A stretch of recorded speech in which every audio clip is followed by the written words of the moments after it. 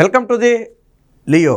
జగన్మోహన్ రెడ్డి నిన్న మొన్నటి వరకు ప్రతిసారి కూడా నేను సోనియా గాంధీని ఎదిరించాను, కాంగ్రెస్ పార్టీని ఎదిరించి నేను పార్టీ పెట్టుకుని ఈరోజు ముఖ్యమంత్రిని అయ్యానని చెప్పి జగన్మోహన్ రెడ్డి చెప్పుకుంటూ ఉంటాడు. అలాగే అదే కాంగ్రెస్ పార్టీ తనను అక్రమంగా అరెస్ట్ చేసిందని, తనను జైల్లో పెట్టి వేధించిందని చెప్పి జగన్మోహన్ రెడ్డి చెప్తాడు. మొన్న చెల్లెలతో కూడా అదే అన్నాడు, నన్ను అరెస్ట్ చేసిన పార్టీ, నన్ను జైల్లో పెట్టిన పార్టీలో వెళ్ళి నా చెల్లి చేరిందని చెప్పి జగన్మోహన్ రెడ్డి మాట్లాడటం జరిగింది. అయితే అసలు జగన్మోహన్ రెడ్డి అరెస్టు తర్వాత బెయిల్ ఎలా వచ్చింది? ప్రతిసారి ఏమంటాడు, నేను సోనియా గాంధీని ఢీకొట్టాను అంటాడు. వాళ్ళ నేతలు కూడా ఏం చెప్తారు, జగన్మోహన్ రెడ్డి సోనియా గాంధీని ఢీకొట్టాడు, ఢీకొట్టిన ధీరుడు నరేంద్ర మోదీకి లొంగుతాడా, సోనియా గాంధీకే లొంగలేదు అని చెప్పి ఎప్పటికీ కూడా వాళ్ళు ఎలివేషన్లు ఇచ్చుకుంటూనే ఉంటారు.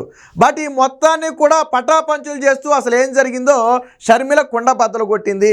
నాడు సోనియా గాంధీని ఢీకొట్టినందుకు జగన్మోహన్ రెడ్డికి బెయిల్ రాలేదు. ఎందుకు బెయిల్ వచ్చిందంటే, భారతీరెడ్డి బ్రదర్ అనిలు ఇద్దరూ కలిసి సోనియా గాంధీ కాళ్ళ మీద పడితే ఈరోజు జగన్మోహన్ రెడ్డికి బెయిల్ వచ్చింది. ఇది నేను చెప్పలేదు, ప్రతిపక్షాలు అంతకంటే చెప్పలేదు. స్వయంగా జగన్మోహన్ రెడ్డి చెల్లెలైనటువంటి షర్మిల కుండ బద్దలు కొట్టింది. పైగా ఈ వెళ్ళటంతో పాటు భారతీరెడ్డితో పాటు బ్రదర్ అనిల్ కూడా ఆ రోజు వెళ్ళాడు. వీళ్ళిద్దరూ వెళ్ళి నాడు ప్రణబ్ ముఖర్జీ కాళ్ళ మీద, సోనియా గాంధీ కాళ్ళ మీద పడి తప్పు జరిగిందని ఒప్పుకుంటే నాడు జగన్మోహన్ రెడ్డికి బెయిల్ వచ్చింది. అంటే ఢిల్లీ కోటలను ఢీకొట్టి జగన్మోహన్ రెడ్డి బెయిల్ తెచ్చుకోలేదు, ఢిల్లీ పెద్దల కాళ్ళ మీద పడి జగన్మోహన్ రెడ్డి బెయిల్ తెచ్చుకున్నాడు. చివరికి తన బెయిల్ కోసం తన భార్యను కూడా ఢిల్లీ దాకా పంపి సోనియా గాంధీ కాళ్ళ మీద పడేటట్టు చేశాడు. అంటే జగన్మోహన్ రెడ్డి ఆ రోజు ఎంత భయపడ్డాడో అర్థమవుతుంది. కానీ ఈరోజు ఏమంటాడు, నేను సోనియా గాంధీని ఢీకొట్టా, రాహుల్ గాంధీని ఢీకొట్టా, లేకపోతే కాంగ్రెస్ పార్టీని ఢీకొట్టానని చెప్తాడు. బట్ అదంతా కూడా కేవలం అసత్య ప్రచారం మాత్రమే. చెల్లెలు చెప్పింది కాదని చెప్పేదమ్ము జగన్మోహన్ రెడ్డికి ఉందా? ఆ రోజు ప్రణబ్ ముఖర్జీ కాళ్ళ మీద కానీ, సోనియా గాంధీ కాళ్ళ మీద కానీ, నా భార్య కానీ, నా బావ కానీ, ఆ బ్రదర్ అనిల్ కానీ పడలేదు, నాకే బెయిల్ వచ్చిందని చెప్పేదమ్ము జగన్మోహన్ రెడ్డికి ఉందా? అంటే జగన్మోహన్ రెడ్డి నైజం ఏంటి, తను బయటపడటం కోసం, తన కేసుల నుంచి కాపాడుకోవడం కోసం ఎవరి కాళ్ళ మీద అయినా పడతాడు. నాడు సోనియా గాంధీ కాళ్ళ మీద పడ్డాడు, ప్రణబ్ ముఖర్జీ కాళ్ళ మీద పడ్డాడు, ఈ రోజు నరేంద్ర మోదీ కాళ్ళ మీద పడ్డాడు. ఎందుకని? ఇప్పుడు ప్రభుత్వం మారింది, కేసులు ఆల్రెడీ ఉన్నాయి కాబట్టి నరేంద్ర మోదీ కాళ్ళ మీద పడ్డాడు. రేపు మళ్ళీ ఏ రాహుల్ గాంధీ ప్రధానమంత్రి అయ్యాడు అనుకోండి, మళ్ళీ రాహుల్ గాంధీ కాళ్ళ మీద పడతాడు, అందులో సందేహమే లేదు. అంటే జగన్మోహన్ రెడ్డి నైజం ఏంటంటే, ఎవరు కేంద్రంలో అధికారంలో ఉంటే వాళ్ళ కాళ్ళ మీద పడాలి. ఎందుకంటే కేసులు అలాంటివి. జగన్మోహన్ రెడ్డి మీద ఉన్న కేసులు ఏమి చిన్న చితక కేసులు కాదు, ఈరోజు రేపు కొట్టేసే కేసులు అంతకంటే కాదు. గత 10 ఏళ్ల నుంచి సాగుతున్న ఈ రోజుకి ఒక్క కేసు కూడా జగన్మోహన్ రెడ్డి మీద కేసు కొట్టేయలేదు. అంటే ఆ కేసులో దమ్ముంది కాబట్టి కేసులు కొట్టేలా. ఎందుకు నిదానంగా సాగుతున్నాయని మీరు అనుమానం రావచ్చు. నువ్వే అన్నావు కదా 10 ఏళ్ల నుంచి సాగుతున్నాయని, మరి ఎందుకు తేల్చలేదని నువ్వు అనొచ్చు. నేను ఇప్పుడు దాకా చెప్పింది అదే కదా, జగన్మోహన్ రెడ్డి కాళ్ళ మీద పడితే కేసులు తేలవు, కాళ్ళ మీద పడకపోతే కేసులు తేలిపోతాయి. కాళ్ళ మీద పడి మేనేజ్ చేసుకుంటూ వస్తున్నాడు కదా. అంటే నాడు సోనియా గాంధీ కాళ్ళ మీద పడి, ఈరోజు నరేంద్ర మోదీ కాళ్ళ మీద పడి జగన్మోహన్ రెడ్డి బయట తిరుగుతున్నాడు. కేవలం జగన్మోహన్ రెడ్డి వాస్తవానికి చాలామంది అనుకుంటారు ఇదంతా అబద్ధమేమో, షర్మిల ఈరోజు అబద్ధం చెప్పిందేమోనని చెప్పి చాలామంది అనుకుంటారు. కానీ షర్మిల చెప్పింది అక్షర సత్యం. కాకపోతే ఏంటంటే 1కి 10 సార్లు ఢీకొట్టాడు అని చెప్పడం వల్ల ప్రజల్లోకి అలా ఎక్కింది. కానీ జగన్మోహన్ రెడ్డి ఆ రోజే సరెండర్ అయిపోయాడు. ఎప్పుడు?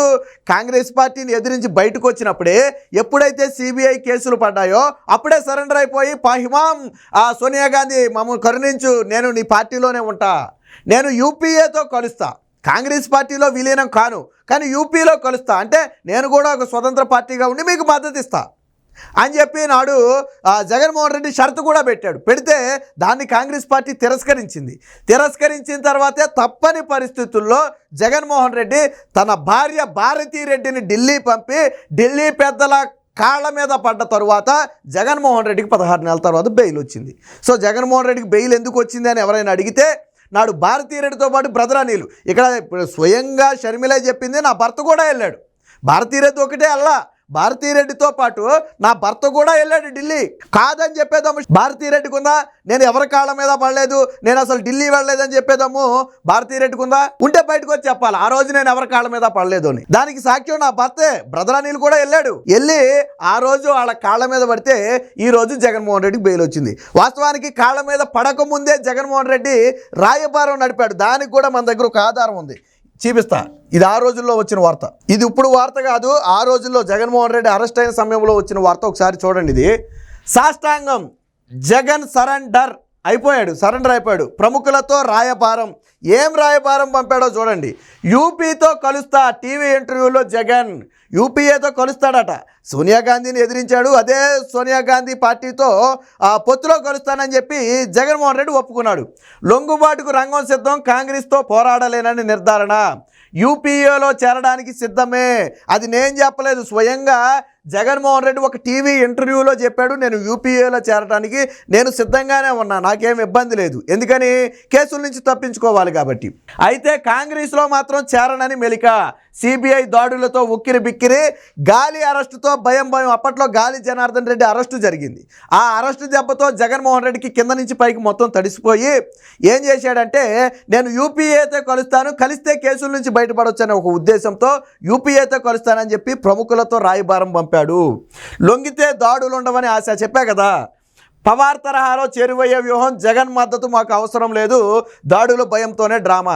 అప్పుడు ఏం చేసింది కాంగ్రెస్ పార్టీ? చీకొట్టింది. జగన్మోహన్ రెడ్డి మద్దతు ఏమో మాకు అవసరంలా, యూపీఏలో ఆయన ఏం గెలవక్కర్లా, మా పార్టీలో ఉండి మా తండ్రికి నేను ముఖ్యమంత్రి పదవి ఇచ్చి కొడుకు మేము ఎంపీ పదవి ఇస్తే ఈరోజు బయటికి వెళ్ళి పార్టీ పెట్టుకున్న వారితో మాకు సంబంధం ఏంటి, మా పార్టీలో నువ్వు కలవాల్సిన అవసరం లేదని చీకొట్టినా వదిలిపెట్టకుండా అనేక మంది ప్రముఖులతో రాయబారాలు పంపాడు. అనుభవం అయితేనే కానీ తత్వం బోధపడదన్న సామెత వైఎస్ఆర్ కాంగ్రెస్ పార్టీ అధ్యక్షుడు జగన్మోహన్ రెడ్డికి స్వానుభవంతో ఏర్పడింది. ఎట్టకలకు తెలిసి వచ్చింది అంటే అనుభవిస్తేనే కానీ తెలియలేదు. కాంగ్రెస్తో పోరాటం తనతో కాదన్న విషయాన్ని జగన్ ఆలస్యంగా గ్రహించారు. అందుకనే ఈ అలిసిపోయి, అంటే ఈ పోరాటంలో అలిసిపోయి ఇక పాహిమాం శరణు జొచ్చాలని చెప్పి సోనియా గాంధీకి కొంతమంది ప్రముఖుల చేత, తనకు అందుబాటులో ఉన్నటువంటి కొంతమంది ప్రముఖుల చేత రాయబారాలు పంపాడు. బట్ ఆ రోజు రాయబారాలను అయితే కాంగ్రెస్ పార్టీ తిరస్కరించింది. కానీ భారతీరెడ్డి బ్రదర్ అనిల్ ఎప్పుడైతే ఆ ఢిల్లీ వెళ్ళి ఇక తప్పని పరిస్థితుల్లో కాళ్ళ మీద పడ్డారో, అప్పటికే జగన్మోహన్ రెడ్డి కూడా 16 నెలలు జైల్లో ఉండటం, ఇక వీళ్ళు కూడా వెళ్ళి కాళ్ళ మీద పడటం జరిగింది, తప్పేనని చెప్పి వాళ్ళు కూడా ఒప్పుకోవడంతో నాడు కనికరించిన కాంగ్రెస్ పార్టీ బెయిల్ రావడం జరిగింది. మరి ఇప్పుడు చెప్పండి, జగన్మోహన్ రెడ్డి ఢిల్లీ కోటను ఢీకొట్టాడా? ఆ ఢిల్లీ పెద్దల కాళ్ళ మీద పడ్డాడా? ఇగో ఈ విధంగా సాష్టాంగం చేశాడు నాడు సోనియా గాంధీకి. ఎందుకని? కేసుల్ని తట్టుకోలేక, కేసుల భయంతో. అది జగన్మోహన్ రెడ్డికి కూడా తెలుసు, అక్రమంగా ఆస్తులు సంపాదించాడు కాబట్టి పట్టుకుంటే వదిలిపెట్టరన్న విషయం తెలుసు. అదేమి వేధింపుల కోసం పెట్టిన కేసులు కాదు, ఆల్రెడీ ఈయన దోచుకున్నాడన్న సంగతి జగన్మోహన్ రెడ్డికి తెలుసు కాబట్టే దొరికితే మొత్తం జీవితాంతం లోనే ఉండాల్సి వస్తుందని ఒక భయంతో ఆ రోజు సోనియా గాంధీ కాళ్ళ మీద పడే ప్రయత్నం చేశాడు. ఈ రోజు ఎవరి కాళ్ళ మీద పడ్డాడు? నరేంద్ర మోదీ కాళ్ళ మీద పడ్డాడు.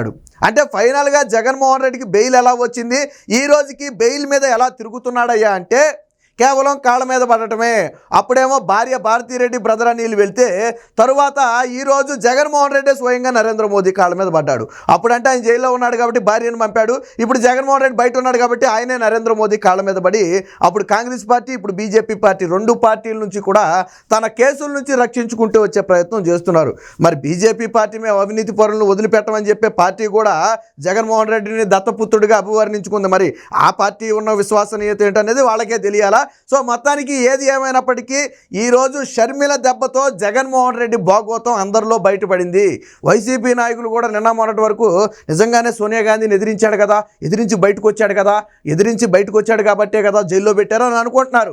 అసలు జైలు నుంచి బయటకు రావడానికి వెళ్ళి భారతీరెడ్డి వాళ్ళ కాళ్ళ మీద పడింది అన్న సంగతి వాళ్ళకి తెలియదు. జగన్మోహన్ రెడ్డి జైలు నుంచి ఎలా వచ్చాడు బయటికి? వాస్తవానికి జగన్మోహన్ రెడ్డి జైలు నుంచి బయటికి రాడు. అందులో ఒక కేసు నిరూపించబడినా దాదాపు జీవితకాలం పడిపోద్దంట జగన్మోహన్ రెడ్డికి. ఎందుకంటే ఉన్న అవినీతి కేసులు అలాంటివి, ఒక్కటి నిరూపించబడినా జీవితకాలం పడిపోద్దట. కాబట్టి తెలుసు కాబట్టే నాడు భారతీరెడ్డిని భార్యను పంపి ఈరోజు బెయిల్ మీద బయటకు వచ్చి ఆ బెయిల్ను కొనసాగింపుగా ఇతర కాళ్ళ మీద పడి బెయిల్ను కొనసాగించుకుంటూ పోతున్నాడు జగన్మోహన్ రెడ్డి. మన రఘురామకృష్ణరాజు ఒక పిటిషన్ వేశాడు సుప్రీంకోర్టులో. జగన్మోహన్ రెడ్డి 3,000కు పైగా వాయిదాలు ఎగ్గొట్టాడు.